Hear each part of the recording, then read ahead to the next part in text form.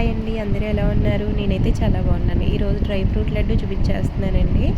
దానికి కావాల్సిన పదార్థాలన్నీ మనం అన్ని రకాల డ్రై ఫ్రూట్స్ని మనం దీంట్లో యూజ్ చేసుకుంటామండి.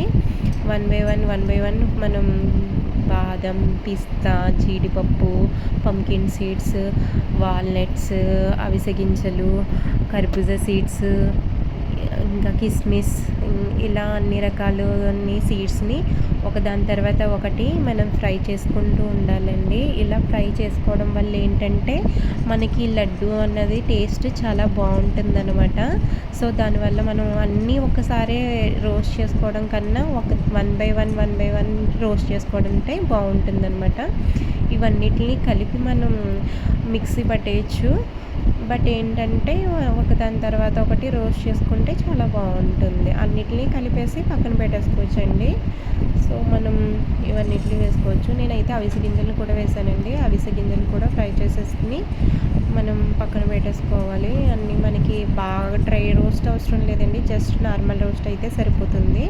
వాటన్నిటిని తీసుకుని పక్కన పెట్టేసి చల్లారబెట్టుకోవాలి. చల్లారిపోయిన తర్వాత దీంట్లోకి సీడ్స్ తీసేసిన డేట్స్ని వేసుకోవాలండి. డేట్స్ ఏంటంటే నేను బెల్లం, పంచదార యూజ్ చేయకుండా డ్రై ఫ్రూట్ లడ్డూకి స్వీట్నెస్ కోసం వీటిని యూజ్ చేస్తున్నాను అనమాట.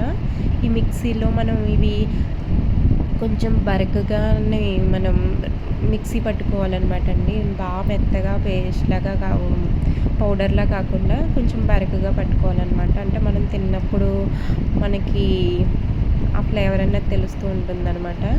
సో అది మనం బరకగా గ్రైండ్ చేసుకున్న తర్వాత ఇలాచీ పౌడర్ ఉంటుంది కదండి, ఇలాచీ పౌడర్ని కూడా మనం అందులో మిక్స్ చేసుకోవాలి. నెక్స్ట్ సీడ్స్ తీసిన డేట్స్ని కూడా మిక్సీ పట్టేసుకోవాలండి. మొత్తం అన్నింటినీ కలిపేసుకుని మనం బాగా మిక్స్ చేసుకోవాలి.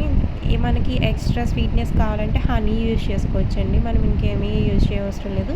ఇది కావాల్సిన వాళ్ళు చేసుకోండి, లేకపోతే అవసరం లేదు. నాకంటే కొంచెం స్వీట్నెస్ ఎక్కువ ఇష్టం కాబట్టి సో నేను తేనెని యూజ్ చేస్తున్నాను అనమాట. ఈ తేనెని యూజ్ చేసిన తర్వాత నేను గసగసాలు ఉంటాయి కదండి, అవి కూడా రోస్ట్ చేసి తీసుకుంటున్నాను. అవి కూడా మనకి తింటున్నప్పుడు తగిలితే పంటికి చాలా టేస్టీగా ఉంటుందన్నమాట.